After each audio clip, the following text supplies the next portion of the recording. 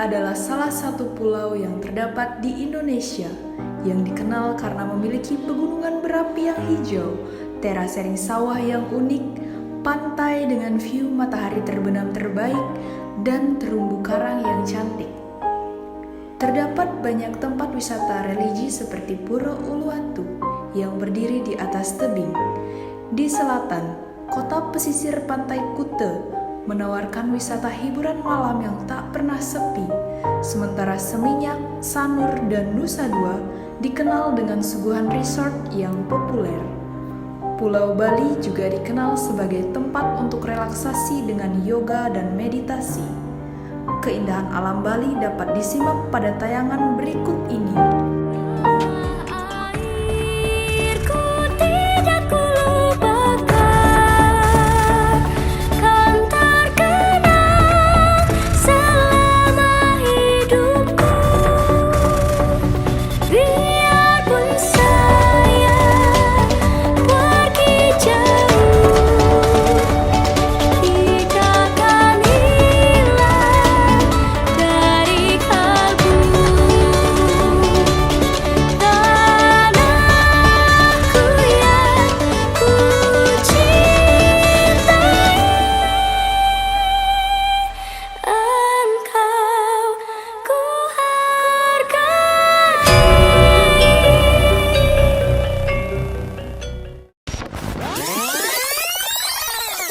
Di balik itu semua, bagaimana kabar ekonomi Bali saat ini?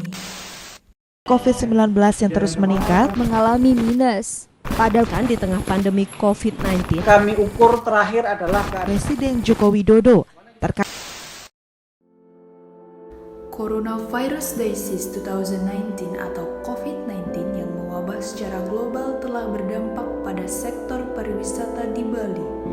Wabah COVID-19 memukul dunia pariwisata Bali. Wabah COVID-19 mengakibatkan kerugian pariwisata Bali mencapai 9,7 triliun rupiah setiap bulan. Perekonomian Bali saat ini merupakan kondisi terburuk sepanjang sejarah. Sejak maraknya COVID-19 yaitu pada April 2019, hampir 96% hotel sudah tutup karena tidak ada kunjungan wisatawan lagi. Jumlahnya bahkan terus meningkat hingga 100%. Wabah virus corona baru pertama kali terjadi, oleh karena itu tidak ada yang tahu persis bagaimana kesudahannya. Akan tetapi, dalam kondisi ini tentu kita juga tidak harus pasrah terhadap keadaan dan berdiam diri. Mencoba merekonstruksi dampak wabah SARS pada tahun 2003 sebagai pembanding bisa dilakukan. Data menunjukkan bahwa wabah SARS telah menurunkan pertumbuhan ekonomi Cina dari 11,1% menjadi 9,1%. Namun, perekonomian Cina membaik kembali dan tumbuh menjadi 10% dalam triwulan 3 dan 4 tahun itu. Data menunjukkan bahwa pertumbuhan sektor retail dan output industrial di Cina mengalami penurunan yang sangat tajam. Jika benar wabah SARS dapat dijadikan pembanding, maka Indonesia dapat membuat skenario untuk perekonomian Indonesia bangkit dan pariwisata Bali dapat kembali pulih. Saya telah mengunjungi beberapa tempat yang berdampak COVID-19, yaitu di Pantai Kuta, Central Discovery Shopping Mall, Beach Walk Bali, jalanan di area Seminyak, hingga Pasar Badung. Yang pertama, Pantai Kuta.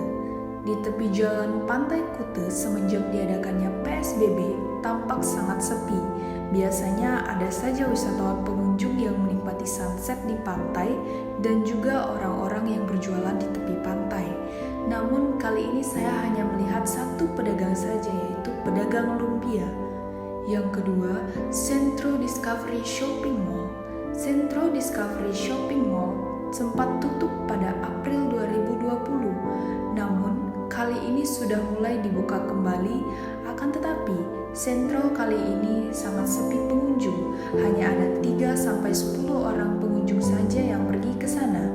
Sentro menerapkan protokol kesehatan yang cukup ketat, yaitu pada saat masuk ke parkir basement dapat melakukan cek suhu tubuh.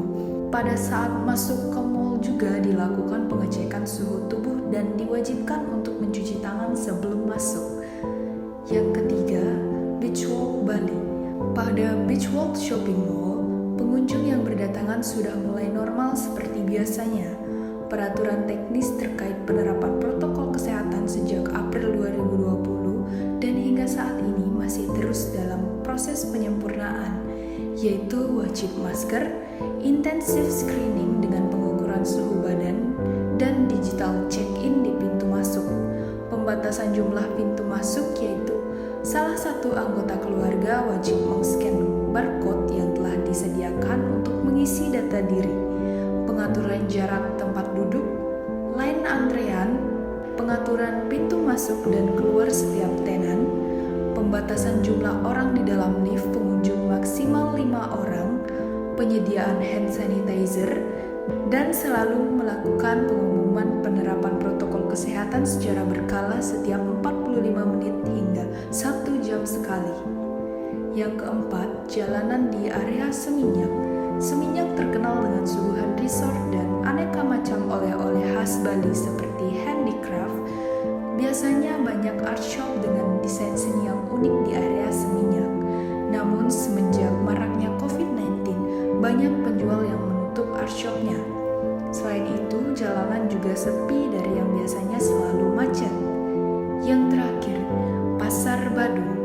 Di Pasar Badung sampai lapangan Puputan terlihat ramai pengunjung yang berdatangan menjelang Hari Raya Suci Pagar Besi. Di sini tidak ada sama sekali penerapan protokol kesehatan yang saya lihat, seperti jaga jarak, tempat cuci tangan, hingga pengecekan suhu pun tidak ada sama sekali. Namun penerapan penggunaan masker masih dapat kita lihat.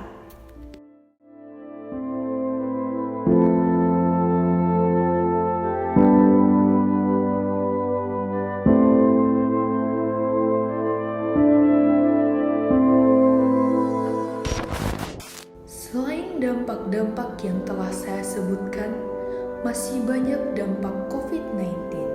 Di antaranya, pengangguran di Bali naik hingga 4,4%, banyak karyawan yang kehilangan pekerjaan yakni diliburkan dan di PHK, penghasilan pariwisata turun drastis hingga 100%, dan masih banyak lagi.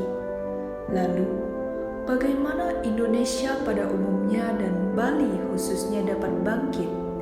Dan apa saja yang dapat dilakukan untuk memitigasinya? 1. Sampai kapan virus ini akan terjadi? 2. Bagaimana dampaknya terhadap perekonomian? Dapat kita duga bahwa perlambatan output industrial di Cina akan menurunkan permintaan terhadap bahan baku dan bahan pembantu dalam proses produksi. Implikasinya yakni kita perlu mengantisipasi penurunan permintaan untuk produk-produk tersebut. 3. Seberapa besar dampaknya? Perhitungan sensitivitas yang dilakukan menunjukkan bahwa jika perekonomian Cina melambat sebesar 1%, maka perekonomian Indonesia akan menurun sebesar 0,1 sampai dengan 0,3%.